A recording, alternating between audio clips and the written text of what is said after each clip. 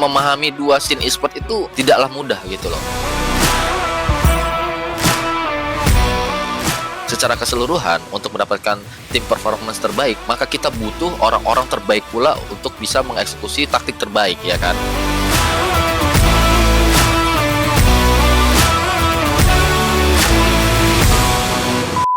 Salah satu anggota komunitas, saya waktu itu tuh adalah, Rian KB. Jadi sekarang dia udah jadi salah satu shortcaster juga, itu dulu juga sama, satu komunitas sama saya. Terus saya melanjutkan, karir profesional pertama saya di dunia e-sport itu dulu di organisasi bernama Revival Esports. Nah, di situ saya jadi social media manager dan task terakhir saya itu adalah, proses branding dari Revival Esports menjadi Revival TV. Jadi Revival Esports itu sekarang udah, nggak jalan, yang berjalan itu lebih ke, Revival TV-nya, oke. Selanjutnya saya, memutuskan karena memang waktu itu Revival memutuskan untuk jadi sebuah media dan passion saya itu sebenarnya masih, di dunia tim ya, kompetitif. Akhirnya saya memutuskan untuk keluar dan, melanjutkan karir saya di Kanaya Gaming dulu namanya. Kalau teman-teman tahu di Kanaya Gaming itu dulu juga merupakan tim Dota, tim CS, dan juga tim, League of Legends waktu itu ya. Nah ini, dulu partner saya di Kanaya Gaming itu adalah almarhum, Volva. Beliau adalah manajer dari tim Dota 2-nya, dia on par sama saya dan ya, dia juga kemarin sempat berkiprah sebagai shortcaster di Mobile Legends dan beberapa game. Setelah dari Kanaya Gaming, saya juga merangkap waktu itu, karena memang waktu itu memang, apa ya, kalau kita bicara soal, e-sport zaman dulu, itu jauh sekali kalau dibandingkan sama e-sport zaman sekarang, di mana zaman sekarang itu benar-benar udah jadi satu industri yang kita harapkan nggak cuman bubble ya, maksudnya nggak cuman hype di masa sekarang, tapi juga bisa terus-menerus berkesinambungan sampai ke masa yang akan datang. Nah, jadi karena memang waktu itu terlalu sulit kalau kita mengandalkan satu pekerjaan saja, jadi saya juga waktu itu merangkap jadi graphic designer di salah satu tim namanya Female Fighter. Mmm, itu, salah satu figur yang mungkin jebolan dari sana juga sekaligus owner-nya sih ini, ada Kak Audrey FF. Jadi, itu adalah, salah satu job juga yang pernah saya lewati maksudnya. Terus saya melanjutkan lagi perjalanan saya itu masih di social media manager di Pondok Gaming. Jadi itu timnya In Your Dream dulu kalau teman-teman ada yang main Dota di sini. Sampai akhirnya di tahun 2016, nah ini 2016 ini, momen di mana saya kembali dipertemukan sama salah seorang sahabat saya, namanya Ari. Ari itu dulu juga salah satu manajer di Kanaya Gaming, di mana, dia bercerita waktu itu. Jadi owner saya itu baru pulang dari Amerika dan, bercita-cita untuk membuat sebuah tim e-sports di Indonesia. Jadi waktu itu tuh karena memang owner, dari Boom Esports sendiri adalah seorang pemain profesional waktu itu, semi-pro lah, semi-pro untuk, di scene CS:GO. Jadi dia ngambil dan mengakuisisi, tim CS:GO-nya Kanaya. Nah, di sana karena memang, sahabat saya tadi namanya Ari itu butuh bantuan, jadi saya join ke Boom Esports awalnya sebagai graphic designer dan juga social media manager. Jadi seiring berjalannya waktu, karena memang waktu itu e-sport juga belum sebesar sekarang, saya ingat di mana momen Boom itu masih, dijalankan manajemennya itu hanya ada 2 sampai 3 orang lah. Itu memang benar-benar kita saling ngelengkapin, job desk masih berantakan, masih belum tahu siapa ngerjain apa, yang ada di pikiran kita gimana caranya tim kita ini nih bisa maju gitu. Jadi nggak terbatas gitu, kayak kalau gua bisa ngerjain ini ya gua kerjain, kalau lu, bisa bantu gua di sini ya lu bantuin. Nah, itu yang pada akhirnya membuat saya juga, sampai turun sebagai tim manager. Jadi waktu itu, kita mulai mau melakukan ekspansi, akhirnya kita memutuskan untuk mengakuisisi salah satu tim Dota 2, yaitu dari tim Pondok Gaming tadi. Jadi tim-tim yang memang pernah saya tempati di sebelumnya itu ternyata punya andil besar terhadap, perkembangan Boom selanjutnya gitu. Jadi makanya tadi saya paparin juga karena ya supaya teman-teman juga mengerti betapa pentingnya pengalaman dan juga, relasi kita di dunia e-sports gitu. Jadi ketika saya, pernah kerja di Pondok Gaming, saya akhirnya, membawa tim Dota 2-nya waktu itu ke Boom Esports dan ya, Sampai sekarang untuk Boom Esports sendiri juga lumayan ikonik untuk, tim Dota 2-nya ya. Itu awalnya lumayan memberatkan, tapi makin ke sini, makin berasa manfaatnya, semakin terasa dan sampai akhirnya pada akhir 2017 itu saya dipercaya, menjadi general manager di tim Boom Esports gitu, oke. Ya ini sedikit, latar belakang pendidikan saya. Saya itu pernah menjadi mahasiswa di salah satu universitas, negeri di Bandung. Saya fokus di program studi hubungan masyarakat atau PR, dan ya itu lumayan ngebantu saya di, dunia e-sports ini ya. Tapi, banyak nih, ngomongin masalah pendidikan banyak yang bertanya, apakah, lulusan komunikasi aja tuh yang bisa masuk ke dunia e-sport sebagai tim manager? Jawabannya enggak, karena, tim manager sendiri sebenarnya masih merupakan profesi terbuka di mana teman-teman dari lulusan apapun atau bahkan, teman-teman yang tidak mengenyam bangku, kuliah pun sebenarnya bisa, yang penting punya skill set-nya. Skill set-nya apa aja? Nanti kita bahas ya. Nah, untuk, tema bahasan kita pada sore hari ini kan adalah job desk dari tim manager dan menurut saya kalau kita langsung nge-breakdown apa yang seharusnya dilakukan manajer, tugasnya apa aja segala macam itu akan sangat-sangat sulit untuk kita memahaminya. Kenapa? Karena pada dasarnya yang namanya tim manager itu untuk setiap tim tentunya akan sangat-sangat berbeda job desk-nya. Tapi secara umum yang kita bisa, breakdown itu adalah bagaimana kita bisa ngebantu organisasi untuk mendapatkan visi dan misi kita. Nah, untuk mendapatkan visi dan misi, tentunya kita harus mengerti dulu bisnis model dari tim e-sport itu tuh sebenarnya seperti apa sih, gitu. Nah, jadi ini ada sedikit rangkuman yang, aku rasa sebenarnya sangat luas, tapi aku coba untuk simpulin supaya lebih, apa ya, lebih terarah sama tema kita pada sore hari ini. Jadi, kalau kita bicara soal tim e-sports, sebenarnya tim e-sport itu tuh dapat uangnya gimana sih, ya kan? Kenapa banyak orang yang pada akhirnya terjun ke e-sport, pengen bikin tim e-sport, sebenarnya apa sih yang mereka cari atau gimana sih cara mereka nanti akhirnya bisa monetize, tim e-sport mereka itu. Nah, ini kita harus pahamin dulu. Kenapa? Supaya kita tahu, kita itu nanti akan kebantu untuk kita mengerti kenapa kita harus melakukan A, kenapa kita harus melakukan B. Nah, jadi teman-teman ini, buat pengetahuan teman-teman bahwa tim e-sport saat ini menurut data yang saya dapat secara global, di tahun 2020 kemarin, untuk pendapatan terbesar dari tim e-sport itu sebenarnya masih dipegang oleh sponsorship. Jadi, sumber revenue terbesarnya itu tuh masih sponsorship, terus ada advertising dan endorsement, yang ketiga itu ada merchandising. Sebenarnya ada prize pool juga di sini ya. Ada prize pool dan merchandising itu persentasenya masih sama.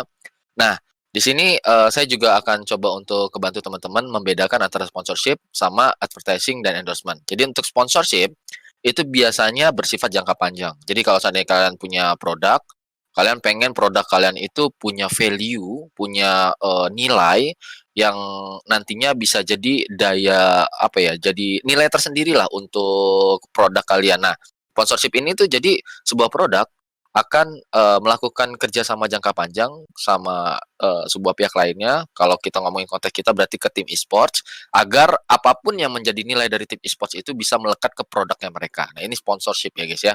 Sedangkan kalau kita bicara soal advertising dan endorsement, itu biasanya cenderung lebih ke jangka pendek. Jadi mungkin untuk, melancarkan, campaign-campaign tertentu, terus untuk ngedapetin memang mungkin, mau upsells nih, jadi kayak pengen naikin penjualan segala macam atau mungkin pengen buzzing aja, nggak perlu sampai ke, apa namanya, penyamaan nilai sama organisasi tertentu. Jadi ya itu akan ada yang namanya advertising atau endorsement gitu. Jadi ya mungkin bayar satu kali ke organisasi e-sports, terus nanti organisasi e-sport-nya bantu promosiin, udah paling dalam jangka waktu berapa lama juga udah selesai.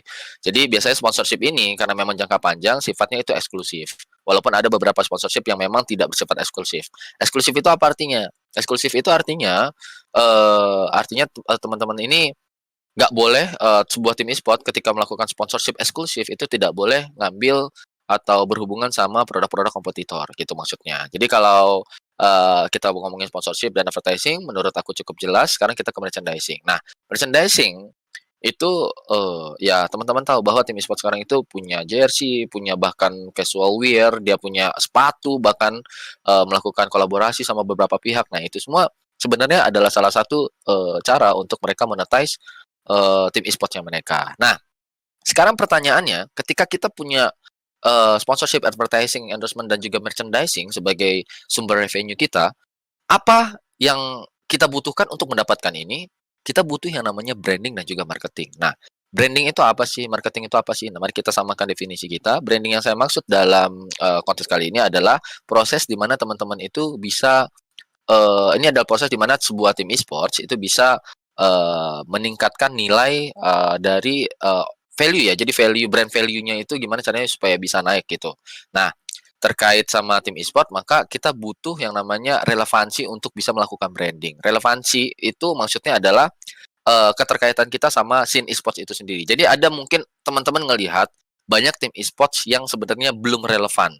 Maksudnya dari belum relevan itu apa? Jadi ya dia ada, tapi mungkin tidak begitu, dikenal sama orang karena dia nggak bisa melakukan branding atau secara secara apa ya, secara tidak langsung dia gagal melakukan branding. Kenapa dia gagal melakukan branding? Karena, eee, dia tidak relevan gitu loh. Jadi, untuk mendapatkan relevansi itu adalah sesuatu yang memang, harus dilakukan secara terus-menerus. Caranya itu adalah dengan mungkin, tim itu muncul berkali-kali di sebuah turnamen, mungkin dengan cara, bikin konten sebanyak-banyaknya. Tapi yang, ketika kita bicara soal e-sport dan tim manajer, maka relevansi di sini akan saya persempit definisi dan juga konteksnya menjadi relevansi terhadap turnamen e-sports-nya. Jadi kita akan bicara soal timnya dan ketika kita bicara soal tim maka kita akan bicara soal kompetisinya. Jadi relevansi yang saya masuk saya maksud di sini adalah gimana caranya kita itu tetap bisa muncul di turnamen-turnamen yang memang ditonton sama banyak orang. Nah,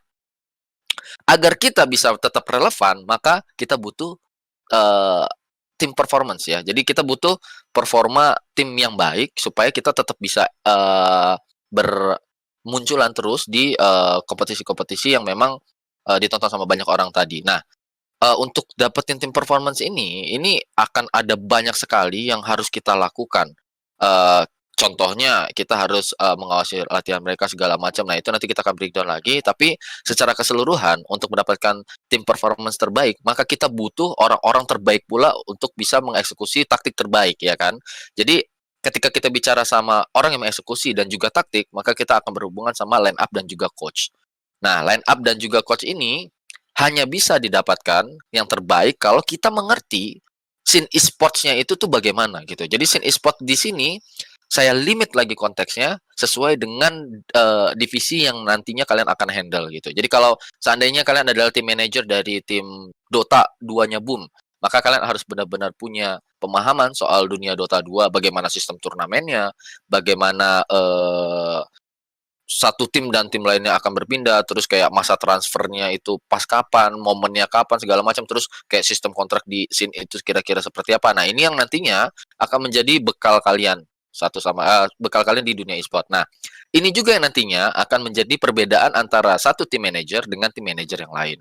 Nah, lalu ada, pertanyaan, bagaimana, tim manajer yang memang nge-handle itu lebih dari satu judul game?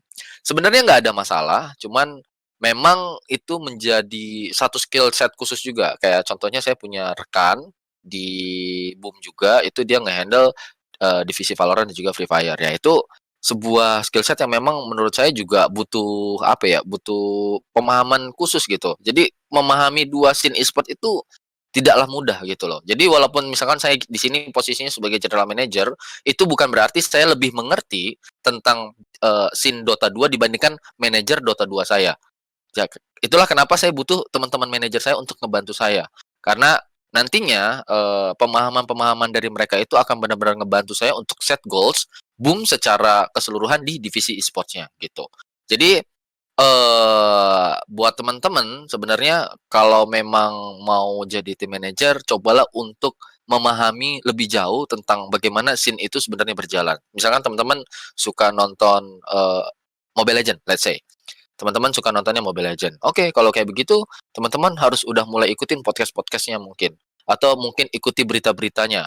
Follow Lambe MOBA, nggak masalah, itu juga sesuatu yang memang teman-teman butuh untuk lakukan. Karena hal-hal kayak begitu, bahkan di dunia e-sport yang realnya aja, itu kadang-kadang bisa jadi senjata dari seorang manajer. Let's say, "Oh, di Lambe MOBA up nih, kayaknya bakal nggak lanjut nih sama tim ini." Nah, tiba-tiba karena kita ini manajer yang sigap, bakal langsung digodok aja, "Oh ya, emang iya ya? Emang nggak dia nggak bakal perpanjang kontrak, ya udah gue coba ngomong nih segala macam. Nah, hal-hal kayak begitu, sesuatu yang memang nantinya di dunia e-sport itu tuh teman-teman akan lakukan gitu, oke? Kita bakal coba untuk lanjut. Jadi di sini di mana sih seorang manajer itu posisinya di dalam sebuah organisasi?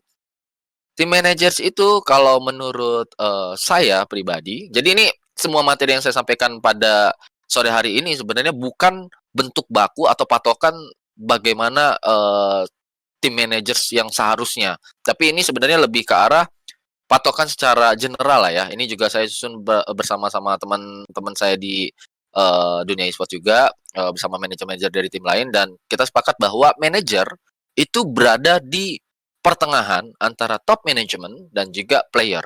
Dan ini merupakan, posisi yang begitu sulit sebenarnya. Kenapa sulit? Karena pada dasarnya kita bekerja untuk manajemen, tapi di sisi lain kita juga harus ngurusin player. Jadi ini, general kalau kita bicara, industri yang lain, manajer itu posisinya benar-benar mutlak di atas player.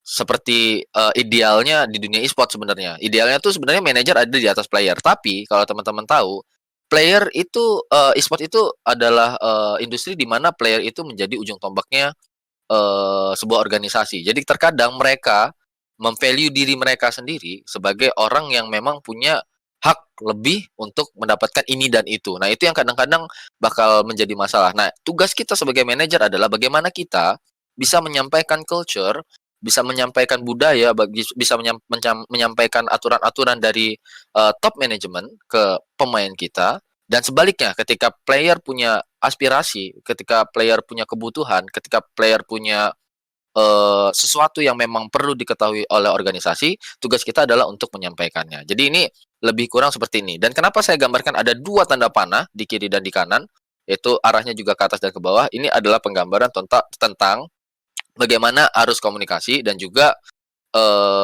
tentang ya kalau kita mau ngomong sedikit eksplisit, ini adalah pressure yang akan kalian dapatkan ketika kalian jadi, team managers.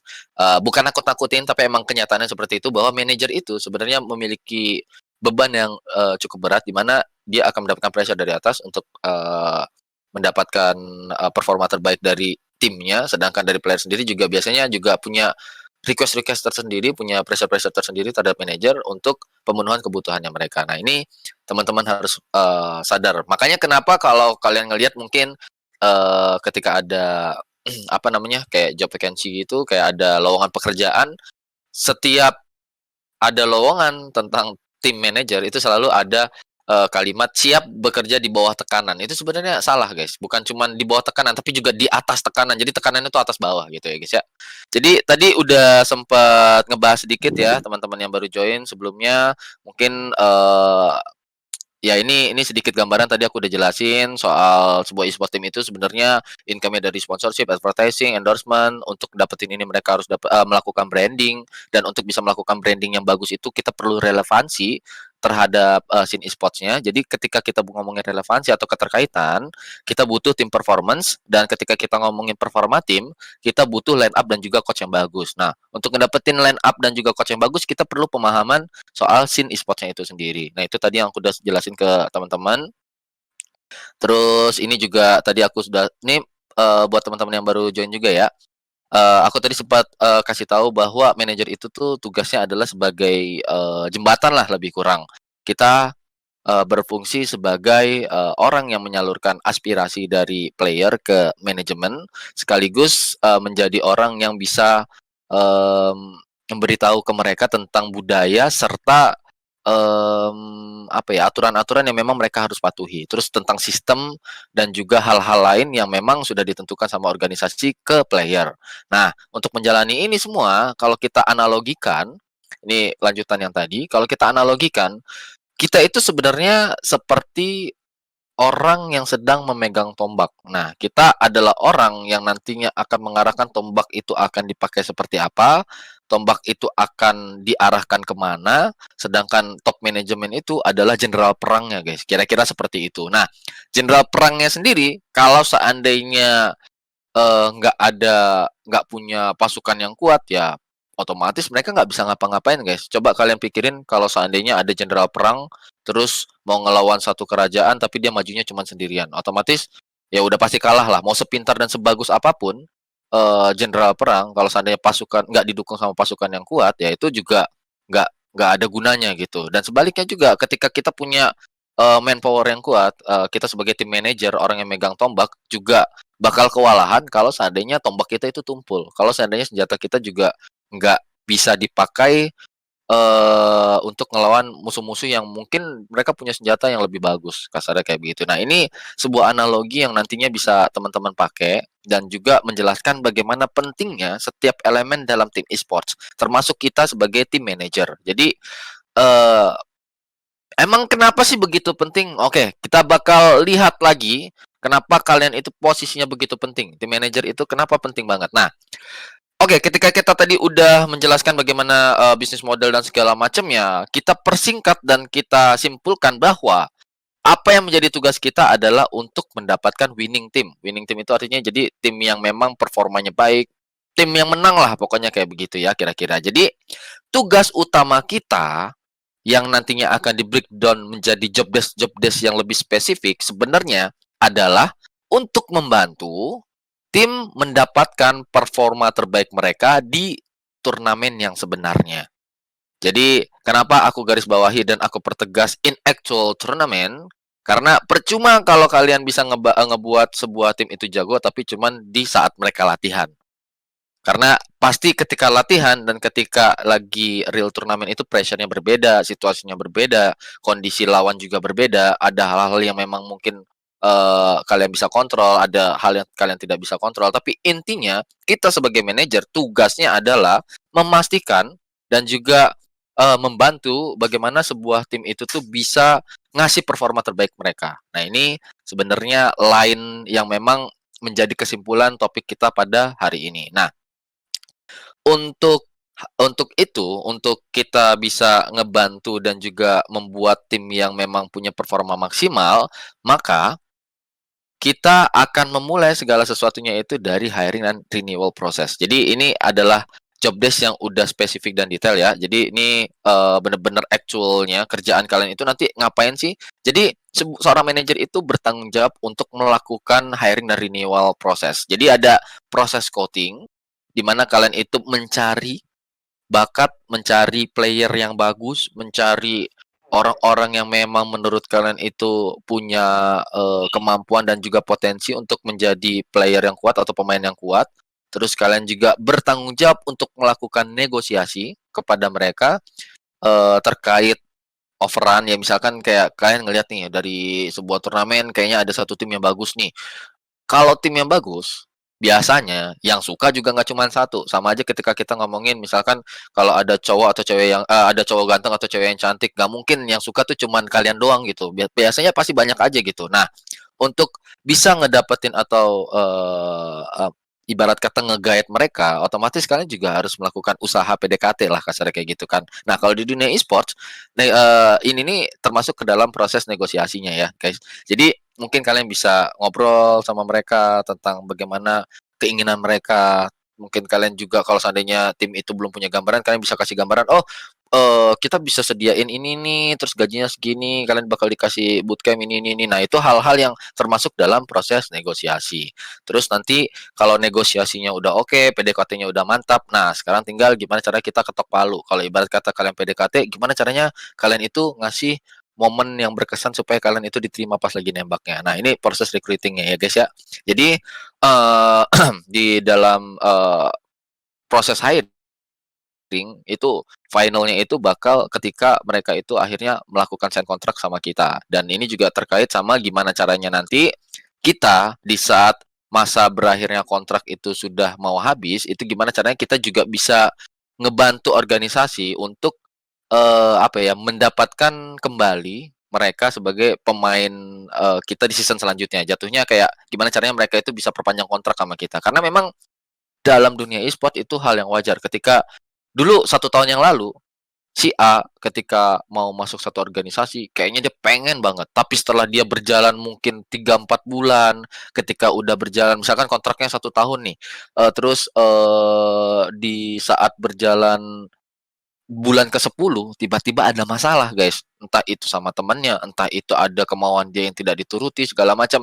Pada akhirnya bikin dia jadi nggak mau perpanjang kontrak, padahal nih organisasi masih pengen nih sama dia, kasarnya kayak begitu. Nah, ini juga merupakan tugas kita untuk bisa, bagaimana caranya sedemikian rupa supaya dia itu pada akhirnya, tetap melakukan renewal atau pembaruan kontrak sama kita. Nah, ini nantinya akan kembali lagi dan bakal repeat lagi ke, proses yang kedua, yaitu negosiasi. Jadi kalian nanti mungkin bakal ngedengerin feedback mereka apa, lalu kalian kembali lagi ke fungsi kalian sebagai jembatan menyampaikan apa yang mereka mau ke manajemen. Dari manajemen juga nanti pasti akan ada, hal-hal yang mungkin, "Oke nih, lu misalkan minta gaji let's say 100 juta, gua nggak bisa kalau ngasih 100 juta nih. Coba tanya sama dia kalau 90 juta gimana?" Nanti ya itu hal-hal yang nantinya akan menjadi tanggung jawab kalian.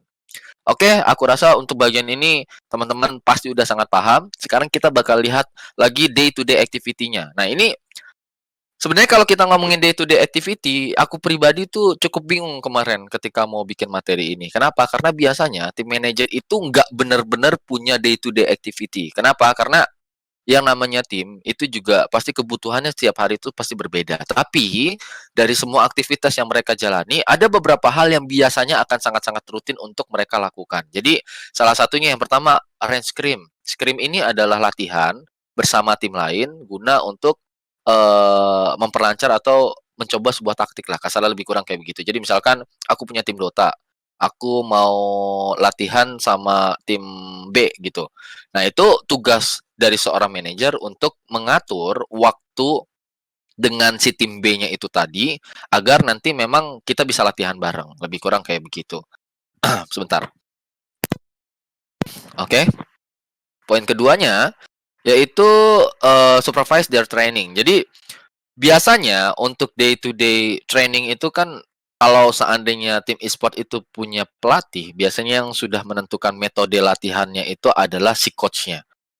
Lalu ketika metodenya udah dikasih nih sama anak-anaknya, apakah tugas dari seorang coach untuk memastikan, metodenya itu dijalankan apa tidak?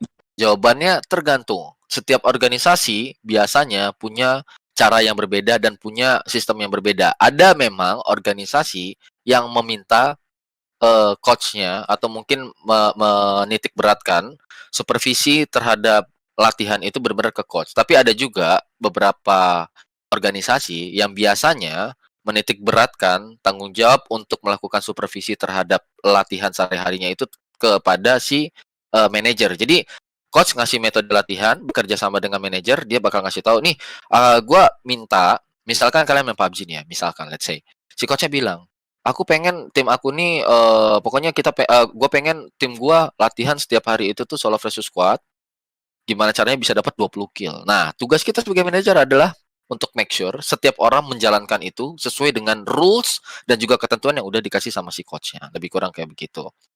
Terus, kita juga bertanggung jawab untuk mengatur jadwal kompetisi. Jadi kayak, ini juga hal yang menurut aku udah lumayan lumrah dan aku yakin teman-teman tahu bahwa manajer itu ya dia ngaturin gitu. Biasanya kan ada beberapa judul game yang memang, eee, di saat satu turnamen berjalan, itu turnamen lainnya juga berjalan gitu. Jadi satu tim ini kadang dia ikut 2 turnamen dan 2 turnamen ini ada di, masa waktu yang sebenarnya tuh masih satu kalender gitu. Jadi kayak misalkan let's say aku punya tim, aku ikut, kompetisi A di tanggal 1 sampai 10.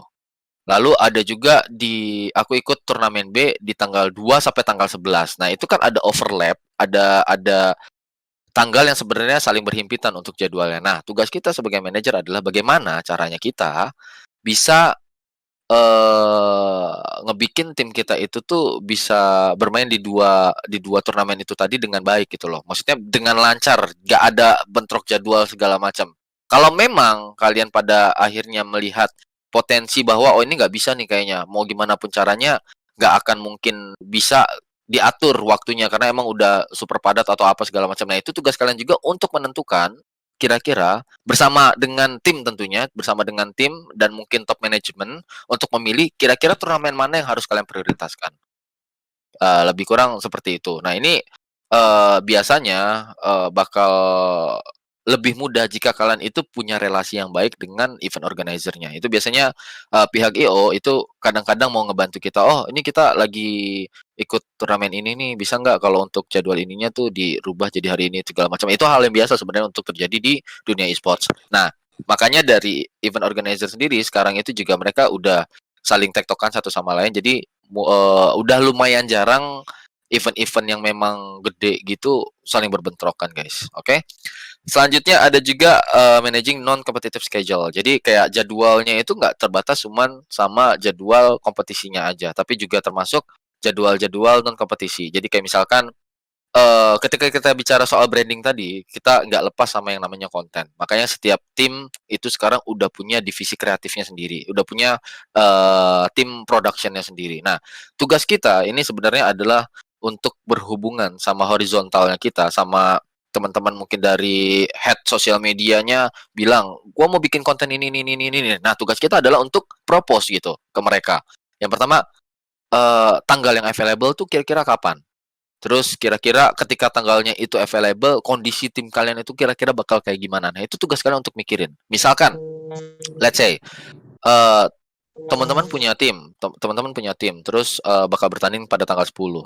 Tapi pertandingan itu super penting dan ada kemungkinan teman-teman itu nggak lolos. Jadi tanggal 11-nya itu sebenarnya udah kosong. Nah, tiba-tiba teman-teman dari divisi kreatifnya itu ngomong, "Eh, gue mau bikin konten dong sama tim lu," misalkan kayak begitu. "Kalau tanggal 11 gimana?" Sebenarnya kita bisa okein.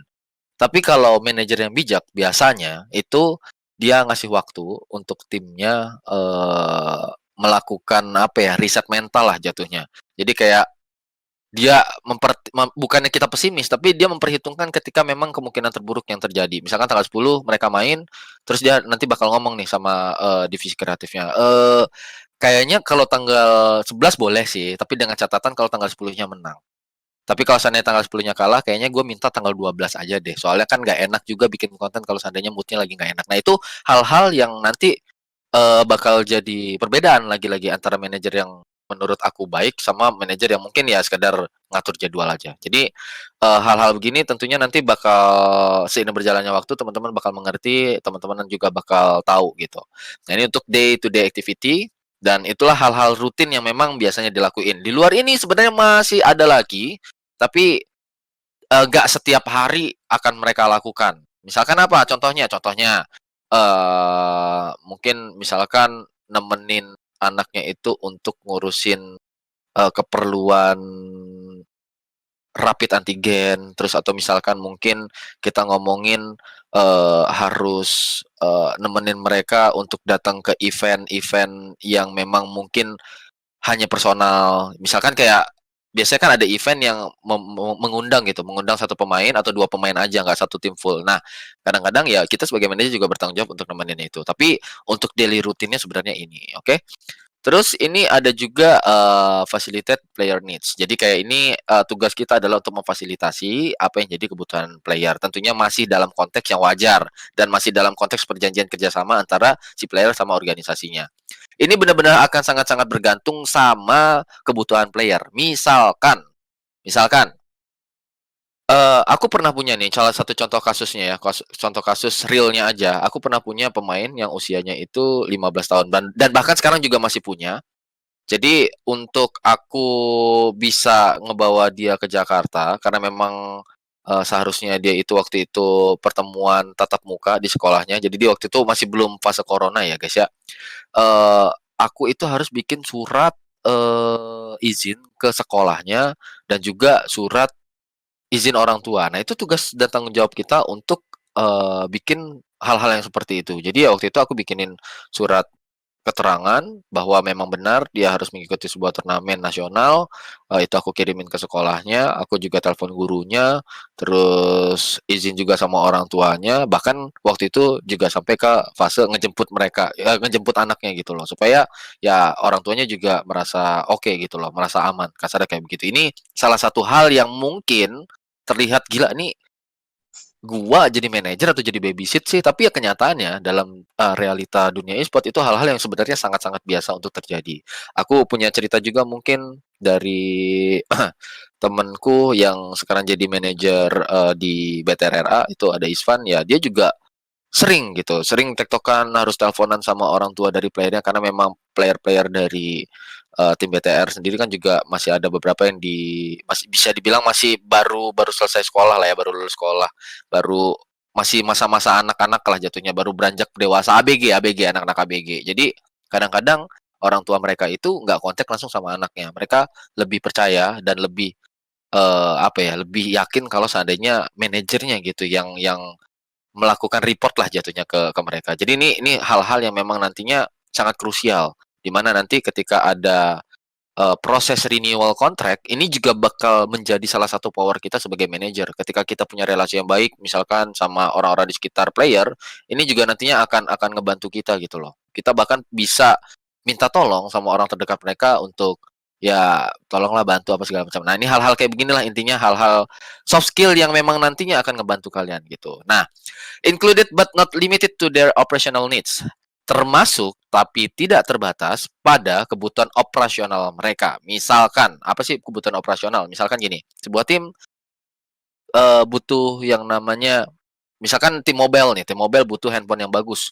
Nah, dari organisasi itu misalkan, udah setuju untuk ngasih device. Nah, tugas seorang manajer memang terkadang harus sampai ke bagian purchasing, harus sampai ke fase di mana dia harus berangkat mungkin ke Mall Mangga 2 terus beliin handphonenya dan, ketika udah beli baru dikasihin ke anaknya sekaligus ngasih reporting ke, top manajemen karena kan kita pakai pakai dana dari manajemen, kasarnya kayak begitu. Itu contohnya dan itu biasanya terjadi kalau seandainya tim e-sport-nya itu nggak punya, bagian operasional. Kalau di Boom sendiri untuk hal-hal begitu kebetulan kita sudah punya operational manager, jadi ketika memang ada hal-hal seperti itu, aku biasanya tinggal minta manajerku untuk melakukan pengajuan, nanti dia ngomong sama operational manager, nanti bakal dari operational manajernya yang, purchase gitu loh, bakal beli.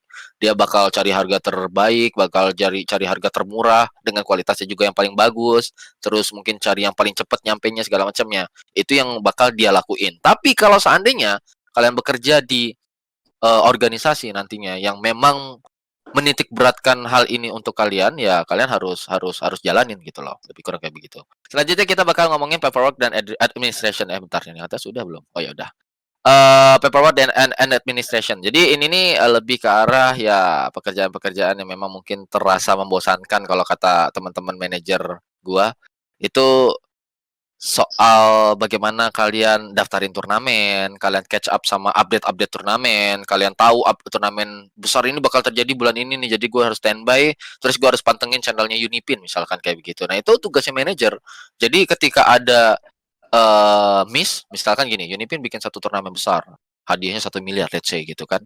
Terus kalian nggak daftar karena tim kalian nggak daftar, karena kalian nggak tahu itu bakal benar-benar jadi kesalahan fatal dan bahkan biasanya ada beberapa, orang yang bahkan gara-gara itu dapetin SP gitu loh. Itu hal-hal yang memang kalian harus update gitu loh. Kalian harus tahu karena player itu nggak selalu mantengin sosial media. Mereka tuh tanggung jawabnya adalah untuk latihan, naikin performanya mereka dan hal-hal lain yang berada, di luar area itu adalah tanggung jawab kalian sebagai, seorang manajer. Jadi kalian harus aware sama turnamennya, daftarin turnamennya, ngisi data turnamennya, memenuhi syarat-syarat dari pendaftaran turnamennya, entah itu pembayaran, entah itu kalian mungkin harus beli produk apa segala macam, itu tetek bengeknya semuanya ada di kalian. Kecuali memang hal-hal yang memang cuma bisa dilakuin sama player. Misalkan kalau mau ikut turnamen ini nicknya harus gini, itu kan harus, ke player. Jadi ya tetap tanggung jawab kalian adalah untuk make sure bahwa semuanya ganti nick, kasarnya lebih kurang kayak begitu.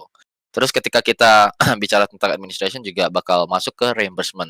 Reimbursement ini apa? Reimbursement ini jadi kayak mungkin ada hal yang krusial di mana kita terkadang tidak bisa minta dana ke organisasi secara tiba-tiba. Jadi kayak dia urgent banget nih, harus hari ini juga kita beli sesuatu, beli, apa ya, misalkan mau daftar turnamen, hari terakhir daftar, tapi kita masih belum siapin produknya, padahal kita harus beli produk itu gitu loh. Let's say misalkan kita harus beli voucher di Unipin, kita harus beli nih, tapi kalau seandainya, minta ke organisasi dulu duitnya, biasanya kan kalau organisasi itu pasti mereka punya proses untuk, hal-hal semacam ini gitu. Jadi nggak serta-merta, minta uang dong, "Oh oke nih dikasih." Biasanya organisasi itu punya, sistem lah, sistem pengecekan kebutuhannya buat apa segala macam dan pada akhirnya itu makan waktu. Nah, di keadaan-keadaan kayak begini terkadang kita harus, minta tolong kepada player untuk, mereka itu pakai dananya sendiri dulu atau mungkin kita yang talangin sebagai manajer. Nah, ini nantinya bakal ada laporan tentunya kan ke organisasi. Nah, ini reimbursement ini nantinya bakal bakal teman-teman, jadi tanggung jawab teman-teman untuk ngumpulin tuh struk-struknya segala macam. Nah, itu bakal tanggung jawabnya di kalian. Jadi nggak langsung dari player terus ke organisasi, nggak kayak begitu. Jadi dari player, semua player yang ada di bawah naungan kalian itu, semua reimbursement itu bakal, ada di kalian itu tanggung jawabnya. Terus ada expense account. Kalau tadi reimbursement, sekarang itu expense account itu jadi semacam kalian minta dana petty cash yang nantinya kalian akan pertanggungjawabkan gitu loh. Jadi misalkan let's say kalian akhirnya lolos nih, kalian lolos ke satu event di luar negeri. Jadi untuk bisa, survive di sana, kalian takut nih ada apa-apa, kalian minta petty cash, minta uang kas gitu loh ke pihak organisasi. Nah itu segala sesuatu yang berhubungan sama penggunaan uang kas itu, nantinya kan akan dipertanggungjawabkan. Nah, pertanggungjawabannya itu adalah tanggung jawab kalian. Jadi kalau misalkan ada, ini di luar uang jajan ya, di luar uang jajan si player, misalkan player ini let's say amit-amit misalkan sakit gitu loh. Terus kita harus pakai uang itu untuk, ke klinik misalkan. Nah, mungkin kalian waktu itu, menemani, tapi kalian nggak ambil struknya misalkan gitu kan, bukti pembayaran nggak kalian siapin, ya itu suka atau tidak suka nanti kalian yang akan tanggung jawab gitu loh. Nah ini, hal-hal kayak begini juga mungkin sesuatu yang menurut aku udah wajar lah ya kalau untuk title seorang manajer. Terus selanjutnya itu ada invoice dan prize pool. Nah ini invoice dan prize pool ini nih berkaitan sama endorsement dan juga turnamen sebenarnya. Invoice jadi kayak tagihan lah ya jatuhnya. Biasanya turnamen-turnamen atau beberapa endorsement itu butuh kalian itu untuk ngasih invoice ke mereka supaya mereka bisa turunin uangnya, bisa transfer uangnya. Nah, ini, adalah tanggung jawab kalian untuk mempersiapkan invoice-nya, untuk mempersiapin segala sesuatunya, buat follow up price pool yang memang mungkin belum turun, itu semuanya itu jadi tanggung jawabnya manajer. Tapi biasanya kalau untuk di organisasi yang memang udah settle, itu mereka pasti punya bagian finance. Jadi tugasnya manajer itu biasanya tinggal minta ke bagian finance untuk dibuatkan invoice terkait ini, lalu kalian yang bertanggung jawab untuk mengirim ke pihak yang memang minta invoice itu tadi, lebih kurang kayak begitu. Terus prize pool juga ya biasanya kan uang turnamen juga nggak langsung turun, jadi ya kalian bener-bener bakal, apa namanya, bakal diminta untuk melakukan follow up juga. Ini kadang-kadang hal kayak begini, ada manajer yang memang jarang ngelakuin follow up soal prize pool. Kadang-kadang uang masuknya juga nggak apa namanya, nggak terdata gitu. Jadi ketika uang udah masuk ke rekening organisasi, kadang-kadang dia nggak tahu. Dan pada akhirnya ini bikin player jadi bete gitu loh. Padahal udah harusnya bisa dicairkan dari seminggu yang lalu, tapi karena dia nggak tahu, otomatis uang hadiahnya jadi molor seminggu. Dan ini bikin relasi sebenarnya, sama player itu kadang-kadang bisa rusak. Maklum namanya uang tuh sangat-sangat sensitif.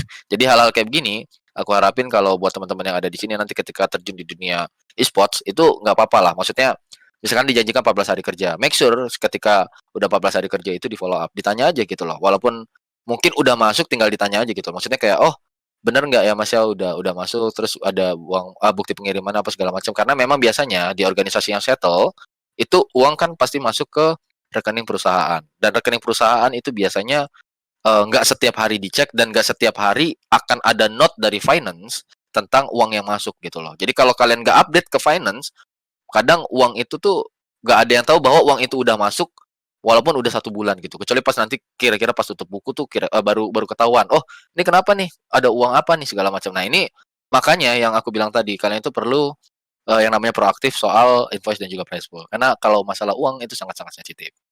Oke, itu tadi sebenarnya gambaran generalnya, tapi sayang sekali sebenarnya akan lebih banyak lagi ketika kalian, terjun ke dunia e-sport. Salah satunya contohnya nih, kalian bakal bertanggung jawab untuk ngebantu mereka meningkatkan personal branding-nya mereka. Ini sebenarnya akan sangat-sangat terbantu ketika kalian nanti kerja di dunia e-sport dan tim e-sport kalian itu tuh punya talent manager namanya. Jadi kalau tadi aku jelasin, saya jelasin tadi, aku jelasin banyak banget memang hubungan tim manager sama divisi-divisi lain yang ada di tim e-sport itu, dan karena memang itu kuncinya guys. Jadi kalian itu memang menjadi penghubung antara si player sama divisi-divisi lain, sama internal dan juga eksternal. Ini untuk yang internal dan external relation itu tuh included ke event organizer, ke media. Terkadang kita kalau seandainya memang lagi menang turnamen misalkan butuh pernyataan dari pemain, misalkan kalian adalah manajer dari Zuxi dan Luxi misalkan. Aku mau dong minta pendapatnya Zuxi dan Luxi. Nah, pihak kalian biasanya media itu akan ngontek gitu loh, terus ngasih pertanyaannya dan kalian tuh nantinya yang akan ngebantu Zuxi dan Luxi untuk menjawab gitu loh. Dan kalian juga sebagai manajer sebenarnya punya hak untuk apa ya, jatuhnya kayak melihat jawaban dari si player kalian ini apakah memang sudah sesuai, apakah terlalu terlalu apa ya, terlalu di luar konteks visi dan misi perusahaan. Itu sebenarnya kalian tuh punya punya apa ya, punya hak untuk controlling sebenarnya kalau di dunia tim e-sport. Tapi ya memang karena memang sekarang akses media ke player juga cukup banyak, kadang-kadang kita nggak bisa kontrol. Jadi kayak ketika media ngobrol sama player, kadang-kadang kita nggak tahu apa yang dijawab sama player, tahu-tahu udah rilis aja, lebih kurang kayak begitu. Tapi kalau seandainya lewat kalian, make sure kalian udah mastiin jawaban dari semua pemain kalian itu udah sesuai sama visi dan misi perusahaan dan tidak membawa impact jelek untuk organisasi kalian. Terus ini ada handling their business stuff, for the example endorsement. Kalian kalau nggak punya talent manager di tim e-sports-nya, atau bahkan memang ada beberapa organisasi yang sebenarnya punya talent manager tapi tetap menitik beratkan masalah endorsement itu ke manajer. Jadi nanti kalian bakal tektokan, bakal ngurusin invoice, bakal mastiin apa yang di-endorse itu berjalan, terus ya intinya mengikuti segala rules endorsement-nya mereka gitu loh. Oke, sisanya ATC ini akan sangat-sangat bergantung pada apa yang dibutuhkan sama tim di luar konteks turnamen. Jadi ya fun fact lah, contohnya karena ini salah satu contoh lah ya, contoh. Nggak harus kalian lakukan, tapi sebenarnya pekerjaan manajer itu bisa sangat tidak terbatas. Contohnya kalau aku dulu ketika masih direct manage ke tim CS:GO, aku tahu ritual yang bakal dilakuin sama pemain-pemainku. Kayak satu pemain itu pokoknya kalau pagi-pagi harus ngopi. Kalau yang satunya lagi tuh aku harus siapin tisu karena memang tangannya tuh selalu basah. Terus ada yang satu lagi itu karena dia sebenarnya matanya minus terus nggak perlu pakai kacamata, kadang-kadang dia harus apa namanya disiapin untuk obat tetes matanya. Nah, hal-hal kayak begitu kadang aku siapin gitu loh dari jauh-jauh hari. Jadi kayak ketika memang hari mau turnamen, pagi-pagi aku beliin mereka kopi, aku kasih mereka tisu, aku siapin untuk apa namanya untuk obat tetes mata yang pemainku yang satu lagi. Nah, hal-hal kayak begitu ya emang sebenarnya bukan kewajiban kalian, tapi itu akan sangat-sangat membantu tim dalam mendapatkan performa terbaik mereka. Jadi kalau memang itu ngebantu sebenarnya tidak ada salahnya untuk kalian lakukan walaupun itu sebenarnya bukan job desk utama kalian. Lebih kurang kayak begitu sih sebenarnya. Selanjutnya kita bakal ngomongin requirement-nya. Ini the last slide untuk materi pada sore hari ini.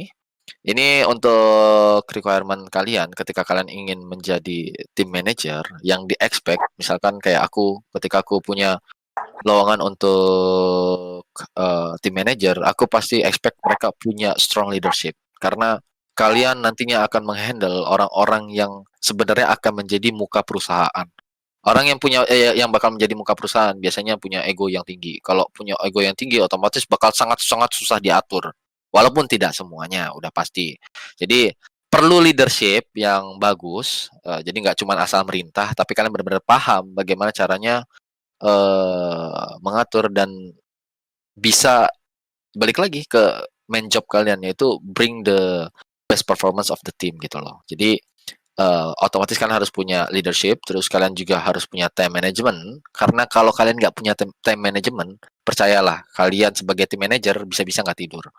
Atau bahkan kalian nggak punya waktu untuk personal life-nya kalian. Atau kalau seandainya kalian terlalu, misalnya ini asumsinya kalian nggak punya time management, kalian mau tetap punya apa namanya personal life yang enak gitu ya, percayalah kerjaan kalian nggak akan benar, lebih kurang kayak begitu. Karena memang balik lagi kita ngurusin manusia yang namanya kita ngurusin manusia itu pasti akan sangat dinamis gitu. Kalian butuh flexibility dalam time management, kalian butuh passion yang juga otomatis tinggi, karena kalau kalian nggak punya passion, ya itu yang biasanya bakal bikin kita itu bakal cepat jenuh juga kan. Selanjutnya kita juga butuh komunikasi, skill komunikasi maksudnya. Karena balik lagi kita itu bertanggung jawab sama internal dan juga external relation, kita juga bahkan harus membina komunikasi interpersonal dan juga relasi sama player kita supaya mereka juga mungkin jadi lebih bisa diatur, supaya mereka juga lebih performanya bisa lebih maksimal. Kalian harus bisa mengkomunikasikan segala sesuatunya dengan sangat baik. Karena balik lagi kalian adalah jembatan antara manajemen dan juga player, sebaliknya juga kalian juga menjadi jembatan antara player dan juga manajemen. Kalau kalian tidak memiliki skill komunikasi yang baik, maka percayalah, niscaya antara top manajemen dan juga player bahkan bisa berantem. Kasarnya lebih kurang kayak begitu. Terus ada sync knowledge, ini udah dibahas berkali-kali dari tadi. Jadi kalian penting banget untuk sangat-sangat mengetahui tentang perkembangan skena e-sports-nya dari di judul game yang memang kalian handle, supaya nggak ada miskom, supaya nggak ada miss turnamen, supaya kalian juga dapetin line up terbaik, kalian punya opportunity, karena memang opportunity di dunia e-sport apalagi berkaitan sama yang namanya roster itu biasanya nggak datang 2 kali. Jadi kalian benar-benar harus proaktif, ikut ngobrol sama manajer sana, manajer sini, ngobrol ini, ngobrol itu sangat-sangat penting. Itu sync knowledge itu bakal jadi senjata utama kalian. Yang terakhir adalah problem solving. Yang namanya kita bicara sebagai sebuah tim, tentunya nggak akan lepas dari yang namanya masalah.